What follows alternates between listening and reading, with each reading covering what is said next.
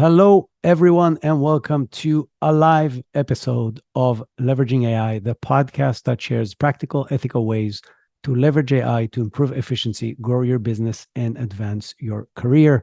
I am really excited to do this another new live session of this podcast, and I'm really excited to have everyone join us right now.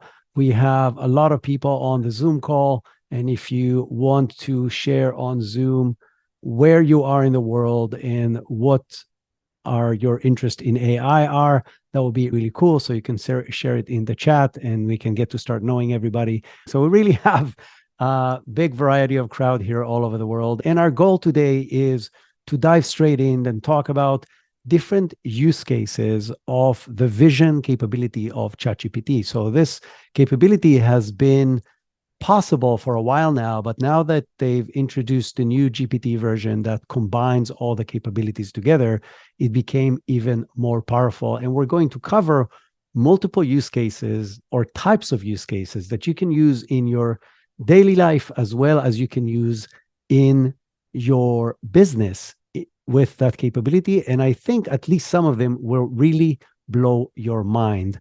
So for those who are live with us on Zoom, and Link will share the screen so you can see more stuff as I'm going through it. So let's get started.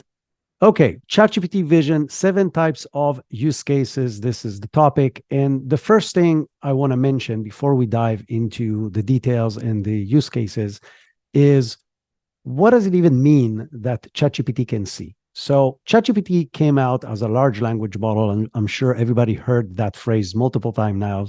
By the way, it's almost exactly a year ago. So November 30th was the day that ChatGPT came out and really changed the world as we know it. And it came out, as I mentioned, as a large language model, which, as the name suggests, has to do with language, meaning it's a model that could understand language. And in the beginning, it was written language, meaning it can understand what you're writing to it in a chat interface, and it can respond back in a chat interface and do magical things. But over time, more and more modalities were introduced. And if you can see the image of this AI bot in the picture, you can see she has a thinking cap for analyzing data. She has glasses for seeing things. She has earrings for listening and analyzing data, but she can also create stuff like music and movement and text and so on.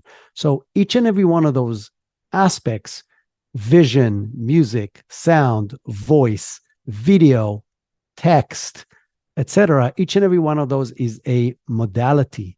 And OpenAI, the company who created ChatGPT, added more and more capabilities. But in the beginning, until not too long ago, they were in silos. Each and every one of those was a standalone component that you could interact with for that particular option.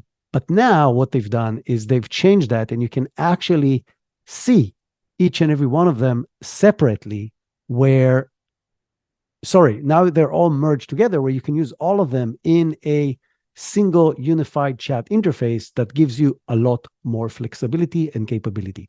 So what does it mean that ChatGPT has a vision capability? It means that you can upload an image, and that could be a document, that could be a screenshot, that could be a picture that you take with your phone or a camera. Any visual thing you can upload into ChatGPT, and it knows how to understand what is in the image.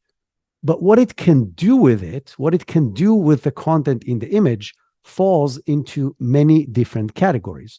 So one of those categories is the ability to describe what is in the image. So what do I mean by describe what's in the image? That's very simplistic. So if I switch to the next tab, is you can see I've uploaded an image of a very old Nintendo.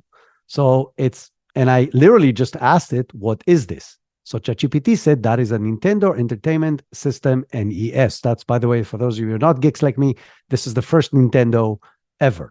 And then it gave an explanation of what it was and what the pros and cons of it. And by the way, the pros and cons of everything is something I have in my custom instructions. So it doesn't come ready like that out of the box in ChatGPT. But you can, in the custom instructions, ask it to give it pros and cons to everything he talks about, and then it will do that for you as well. I've asked it to do that, so it gave me all that description. So this is describing what is in the image. So it's just a description. But it can do a lot more than that. It can assist you with different actions that are related to what is in the image. So what do I mean by that? So if we use the same exact concept here of the Nintendo box that is very old, it came out in the 80s. I then went ahead and said, you are a home automation expert integrator who specializes in entertainment systems integrations. I have an NES system. I am in the process of upgrading my house and the entire entertainment system. I'm using an OST MX1280 amplifier. It's a very high-end amplifier for all my sound. And I have a Samsung QN900C 8K QLED TV. It's a very high-end TV. What do I need in order to connect my NES to my new set for best results? So now it's assisting me, going back to the assistance related to the image, it's assisting me in doing something that relates to the image. And it says, first of all, you will need video conversion because the NES is old RCA output, which is analog, and my TV is obviously digital. So I will need a composite to HDMI converter. It says your NES composite output, yellow, red, and white RCA cables, get composite HDMI converter. I need audio integration into the amplifier for the same reason. I need RCA to amplifier, and I will need to configure my TV. So it now tells me how to configure my TV for the best results. Use game mode because it's going to be very slow refresh rate compared to the old system, and so on. Fine-tuning the TV, set it to 4:3 screen instead of a 16:9, and so on and so forth, additional tips and other stuff. So it's assisting me in doing something related to the image that I have uploaded into it. And you can use this capability for multiple things in businesses as well. But the other thing that it knows how to do, it knows how to interpret information, meaning a much deeper level of analysis from an image that you upload. So in this example, I've asked it to look at a image of a icon that I have on my website. And I said, this icon appears on my website. Here's the URL, so it has reference of how the web page looked like. You are an expert designer specializing in creating icons and custom website graphics. I would like you to create several icons that would mimic the style and the exact colors of the attached icon. So this icon was created by a graphic designer for me that I'm no longer hiring, or to be more specific, I don't need to hire anymore.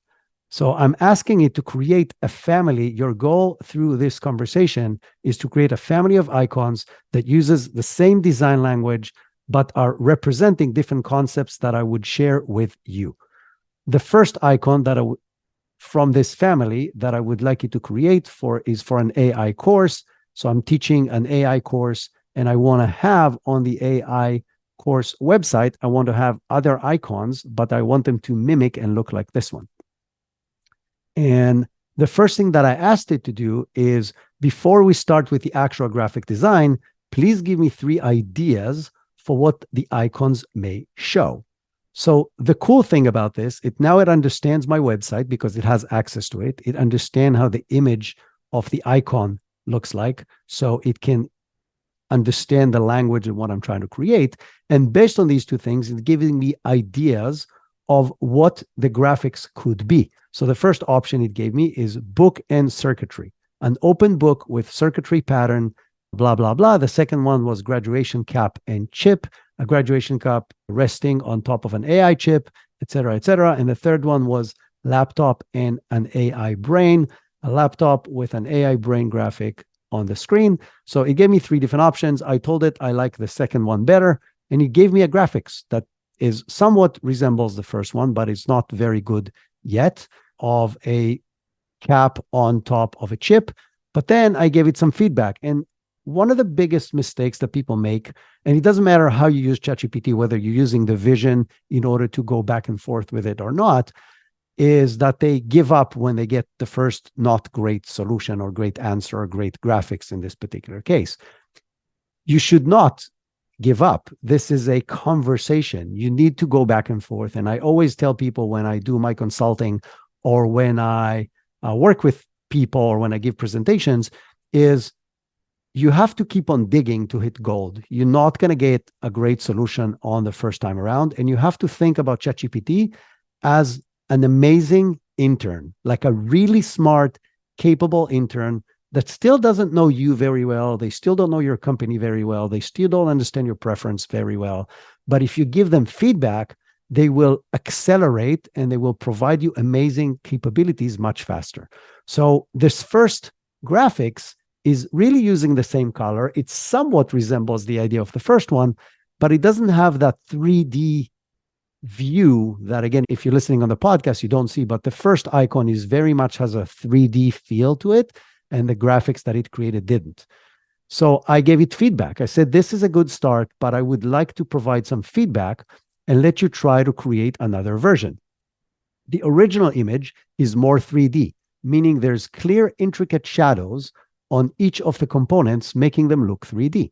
Also, there are less things happening in the image, meaning it's a cleaner, more airy design. Please recreate the image. And the second one is perfect. It's spot on. It literally takes the concepts and the look and feel of the first icon that I've uploaded, that again, I paid a lot of money for to get created.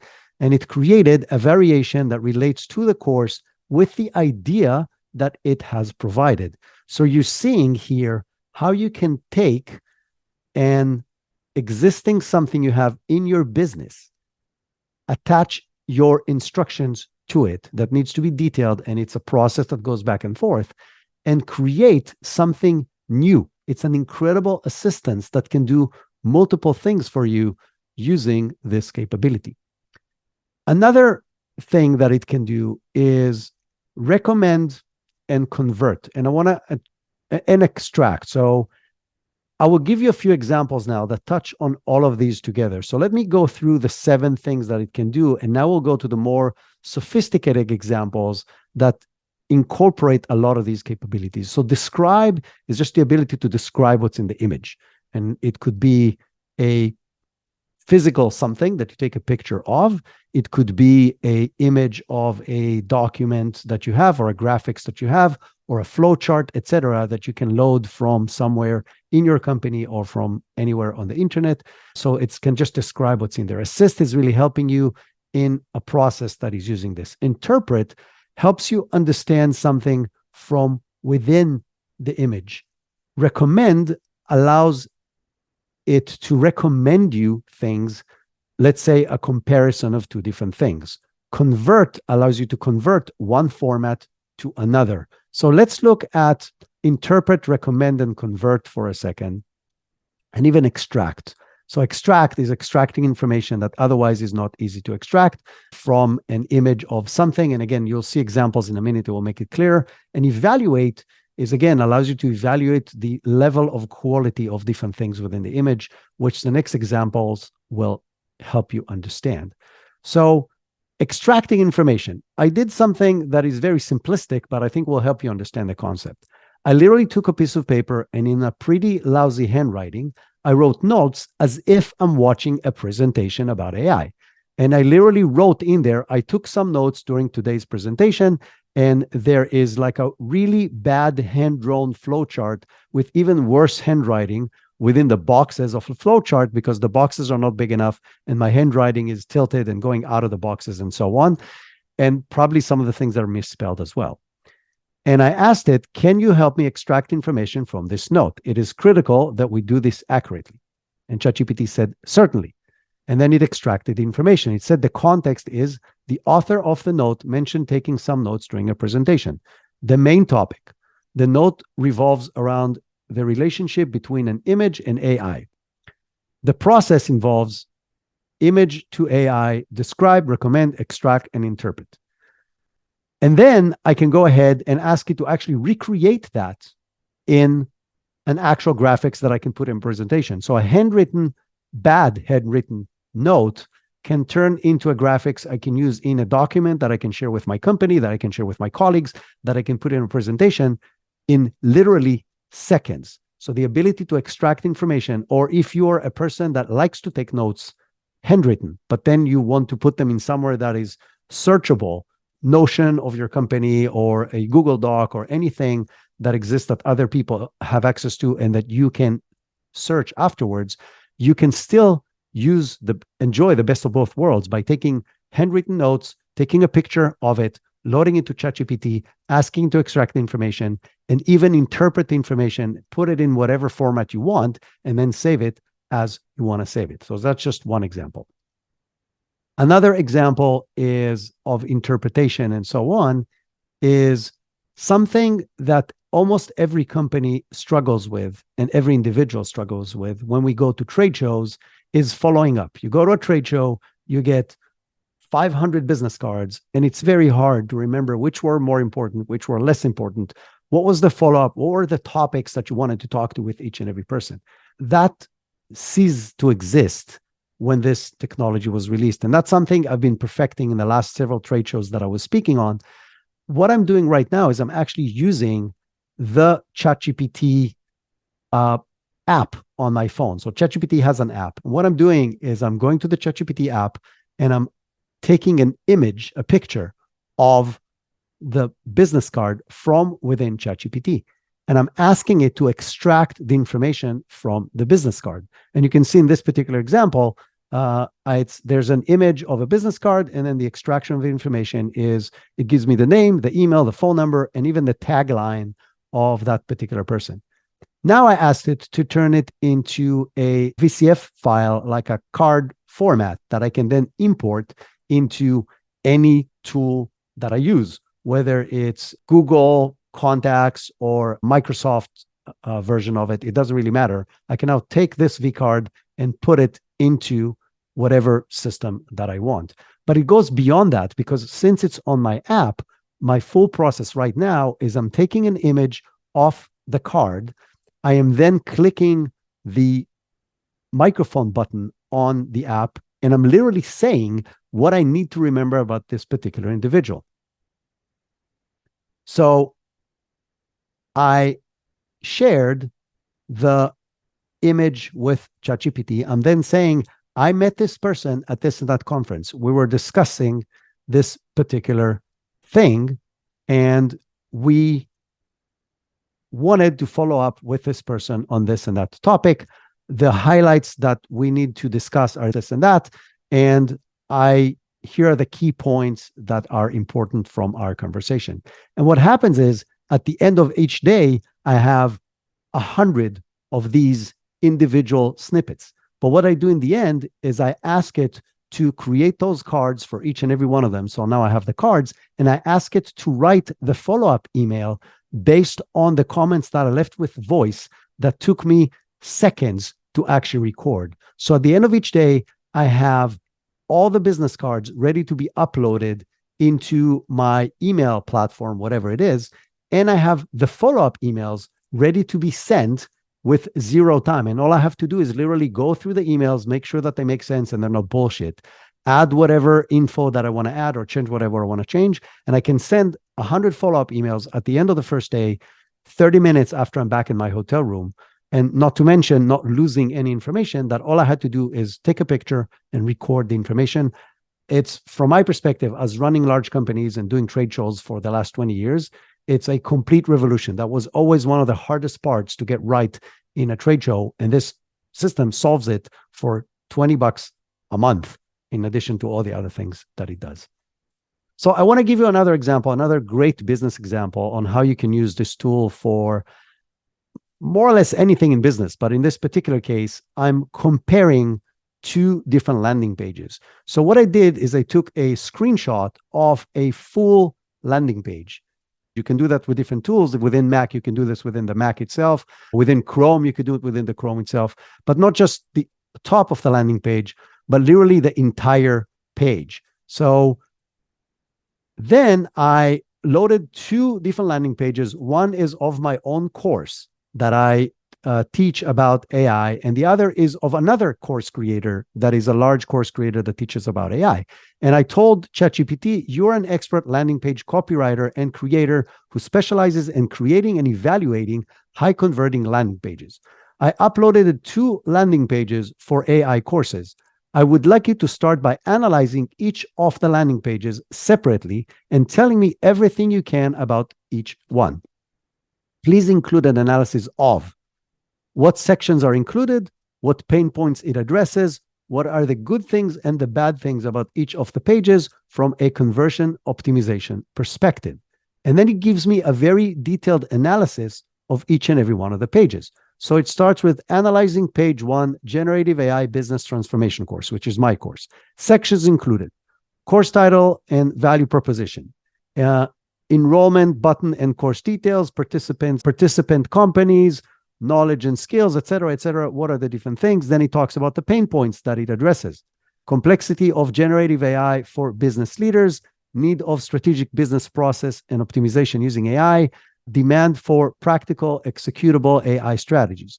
Then he talks about the pros and cons of the page and the good and what needs improvement. And then he does the same thing for the other page. So I get a very detailed overview of this page. Now, I could have used an A/B test of 2 pages that I've designed to help it evaluate each and every one of them and give me the pros and cons of each one.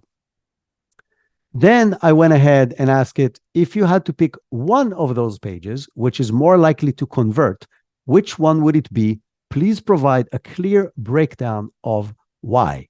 So ChatGPT said, if I were to choose one page that is more likely to convert, I would pick the first landing page, Generative AI Business Transformation course. I was very happy that I won, but I did not know that going into this experiment. And then it says why. It provides social proof. And then it explains why social proof is important. Instructor credibility. It explains what I did there that is good. Content richness, testimonials, visual and textual balance, clear value proposition, multiple calls to action that appears in several different places around the page, and bonus content. So the podcast promotion at the bottom acts as additional engagement, blah, blah, blah. Awesome. So I was very excited to hear that it liked my landing page. But then I went further than that. I said, okay, great analysis so far. Thank you.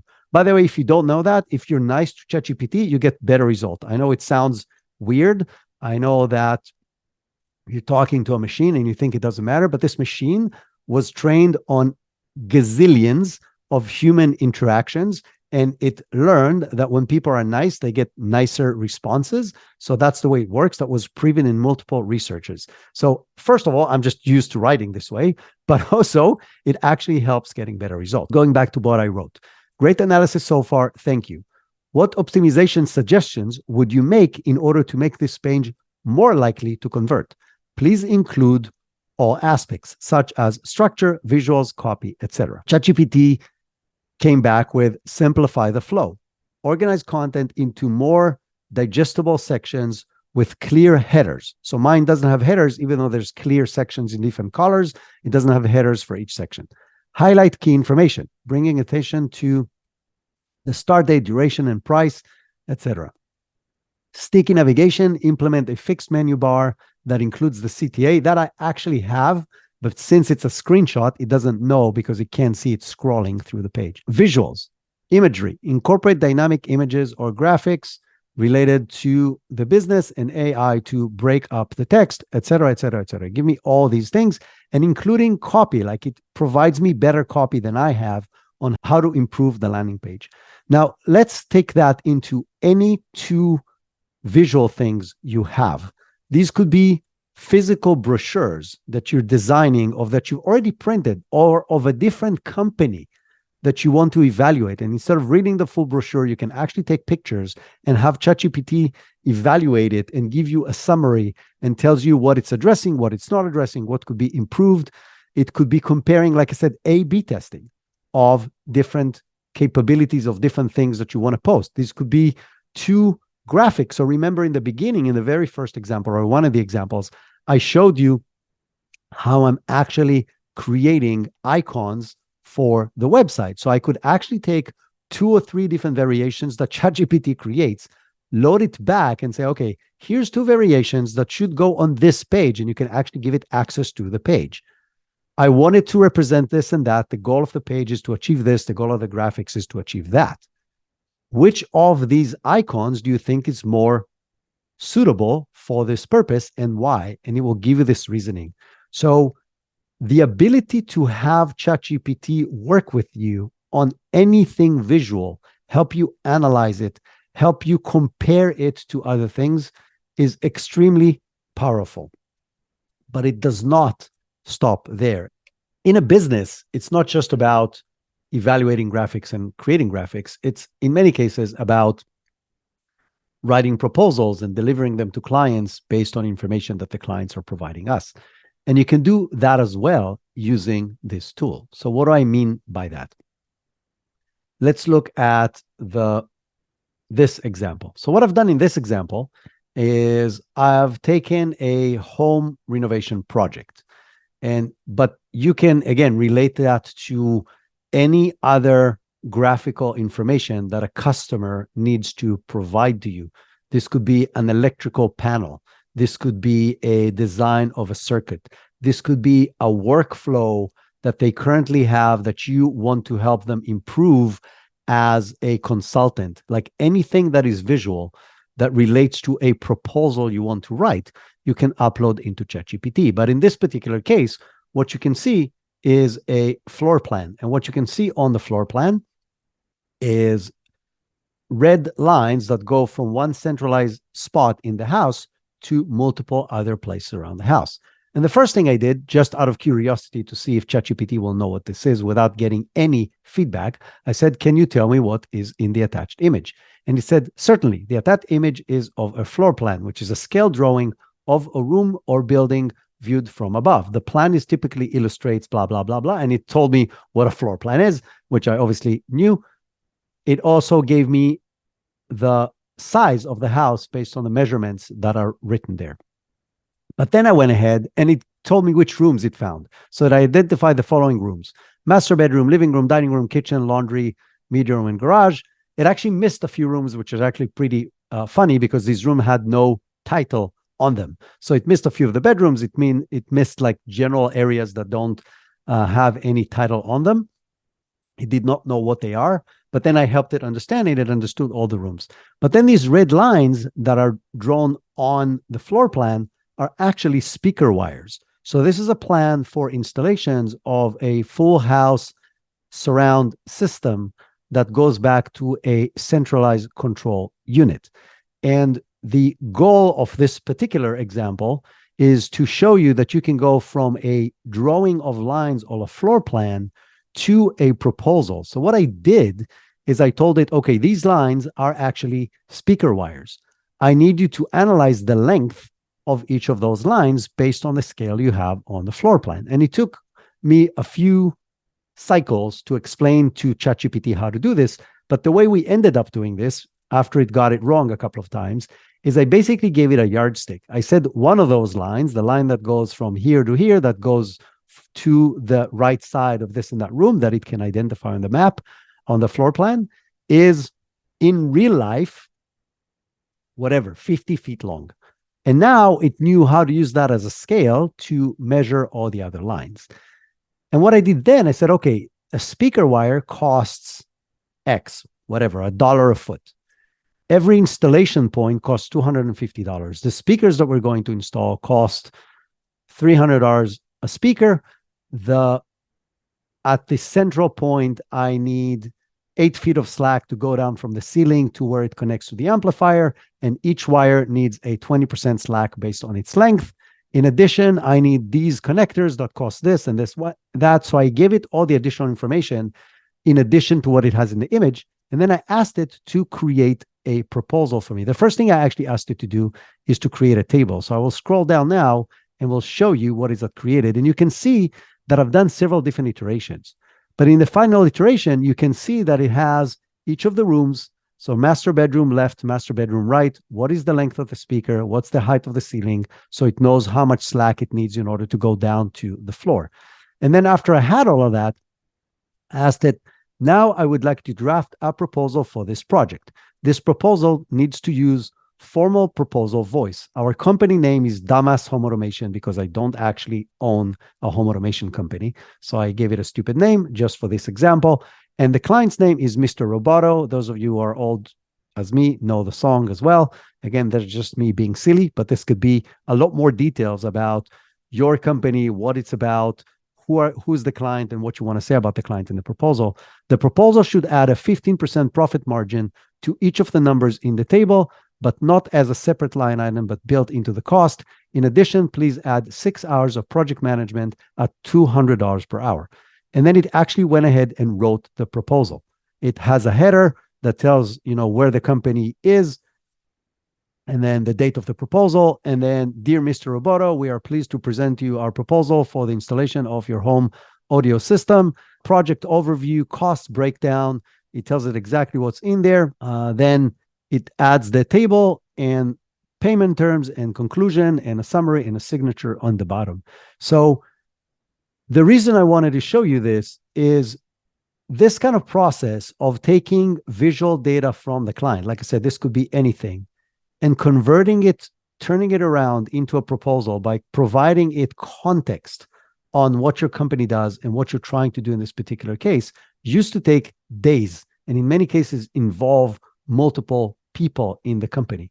And now it can be done in minutes or maybe hours. So all you have to do in the end is actually analyze what it's written, make small changes to it, add whatever intros or cover pages that it can actually write for you as well, and then send the proposal.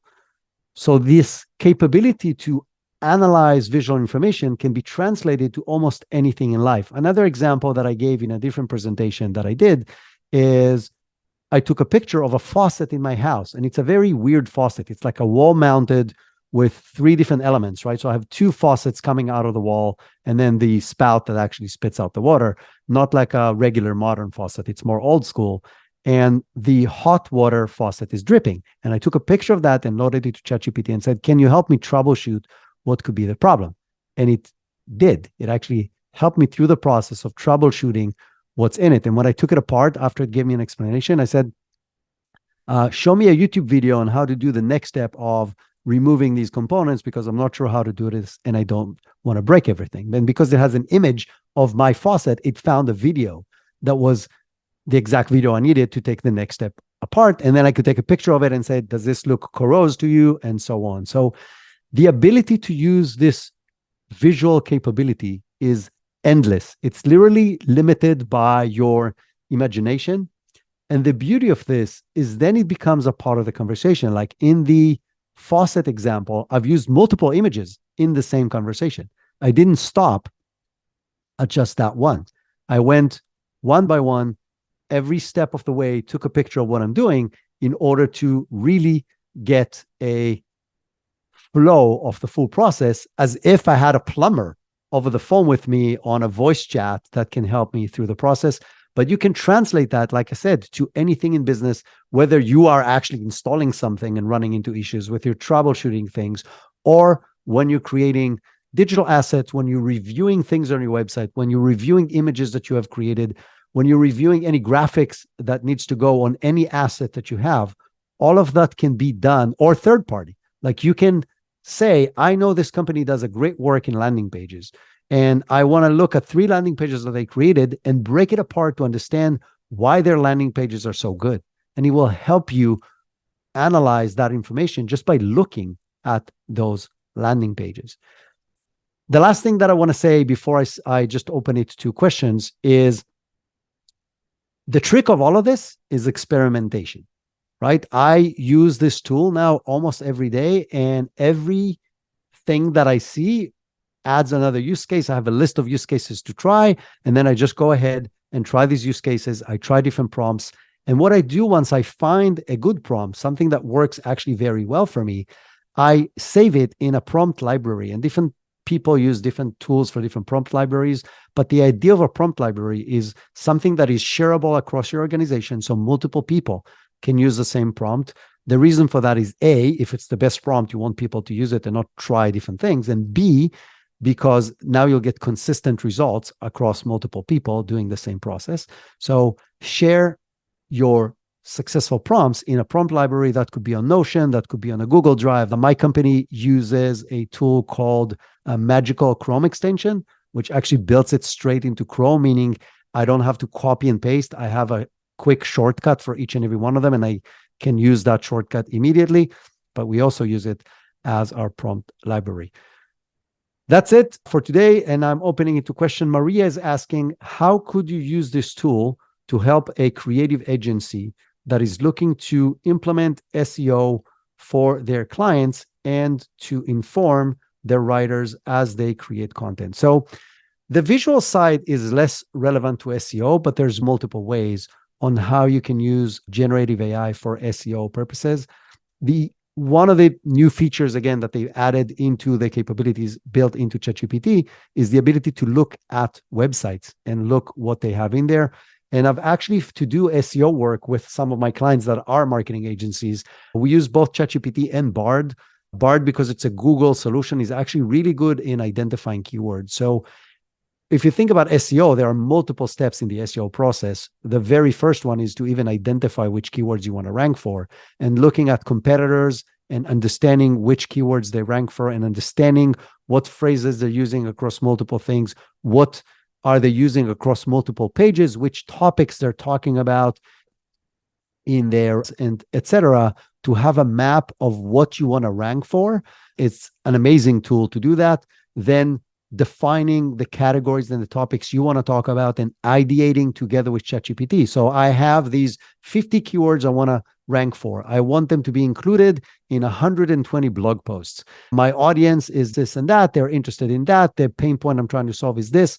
What do you suggest would be the topic of those 120 blog posts, and in which bigger categories they need to fall under? And it will give you that. And then you start digging deeper and deeper into the process of really now for these initial 10 blog posts, give me the breakdown, the high level of what you think we should talk about in alignment with what we know about our competition and what we know about our target audience and the analysis of keywords that we've done. So you can really go step by step. But in addition, you can go to some of the tools that are built specifically for that. So there's some amazing SEO specific AI tools that can help you with analyzing competitors and with creating the outlines and with actually writing the content. My suggestion is always go back and have a human review the outcome and review it. But the process can go again from weeks to hours because you can use these tools. If you want to learn more about these kind of things, very useful tips for business people on how to use ChatGPT and how to use other generative AI tools, first and foremost, you can go and subscribe to the podcast. So the podcast is Go Leveraging AI. And as I mentioned, I'm teaching a course. The next cycle of the course has been going on since April, and it's been very successful if you're listening to the podcast. The course is 8 sessions of 2 hours that really takes you all the way through how do I plan a strategy for my business using all these tools and make sure that all the people around me, the people that I report to or the people that report to me, are along for the ride. You can find that on the Multiply website. It's spelled like multiply /AI-course. So you can find the course over there and you can sign up if you are interested. But if not, I'll be happy to hear from you on LinkedIn on what you think and any questions that you have on any topic relating to implementing AI in the business. And that's it for now. I want to thank you, everybody, for joining us today.